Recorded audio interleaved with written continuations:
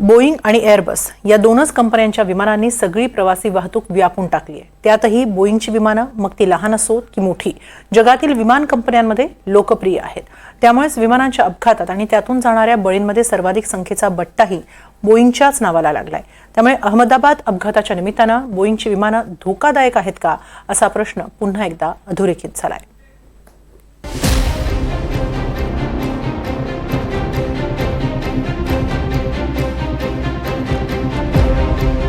6000 अपघात आणि 9000 मृत्यू हा आकडा आहे बोईंग विमानांच्या अपघातांचा आणि त्यातल्या प्रवाशांच्या मृत्यूचा। अहमदाबादमधलं अपघातग्रस्त विमानही बोईंग प्रकारातलंच होतं। गेल्या काही वर्षात बोईंग विमानांच्या अपघातांची संख्या पाहता हे विमान प्रवासासाठी फारसं सुरक्षित नसल्याचं पाहायला मिळालं। गुजरातच्या या विमानात 230 प्रवासी आणि 12 क्रू मेंबर होते, पण अपघातात दोघे वगळता एकाचाही जीव वाचला नाही। अहमदाबादमधल्या अपघातापूर्वीच्या आकडेवारीनुसार जगभरातल्या विमान अपघातांमध्ये 6000 बोईंग विमानांच्या अपघातांचा समावेश आहे, ज्यापैकी 415 अपघात फारच घातक होते। या अपघातांमध्ये 9000हून अधिक प्रवाशांचा मृत्यू झालाय।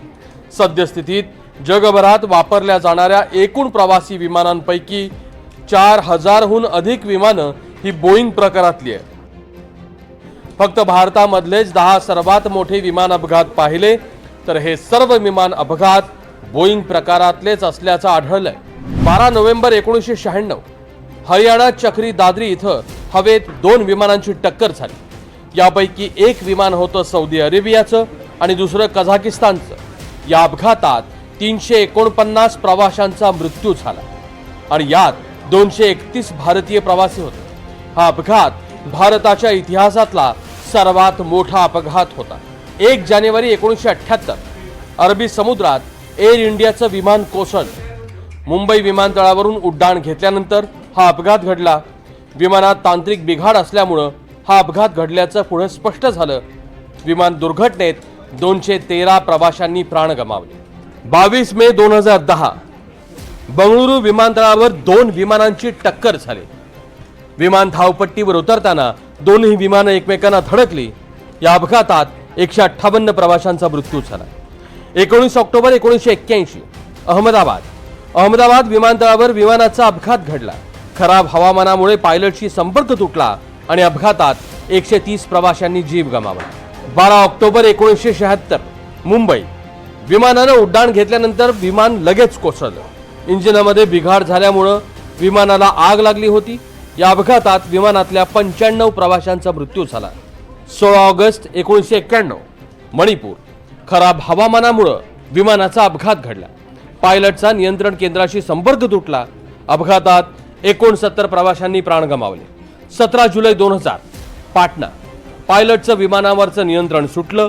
पाटण्याच्या निवासी वसाहतीत विमान कोसळलं।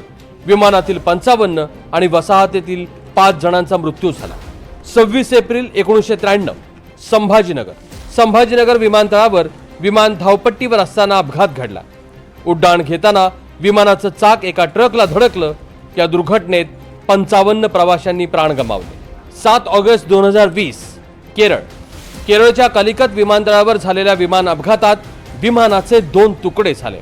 विमान धावपट्टीवर उतरताना हा अपघात घडला आणि या दुर्घटनेत 21 जणांनी प्राण गमावले। 12 जून 2025 अहमदाबाद विमानतळावरचा आजचा अपघात। विमानतळावरून विमानानं उड्डाण घेतलं, पण 1 मिनिटाच्या आतच विमानाचा संपर्क तुटला आणि 5व्या मिनिटाला विमान कोसळलं। या अपघातात 242 जणांचा मृत्यू झाला। हे सर्वच्या सर्व अपघात बोईंग विमानांचेच आहेत। पण बोईंग विमानांचे अपघात जास्त होण्यामागे आणखी एक तर्क लावला जातो। ही विमानं सर्वात किफायतशीर असल्यामुळे मोठ्या प्रमाणात वापरली जातात। इतर विमान कंपन्यांच्या तुलनेत बोईंग विमानांची संख्या कैक पटीनं जास्त आहे, त्यामुळे इतर विमानांच्या तुलनेत बोईंग विमानांचे अपघातही जास्त होतात असा युक्तिवाद केला जातो। Bureau report, NDTV Marathi.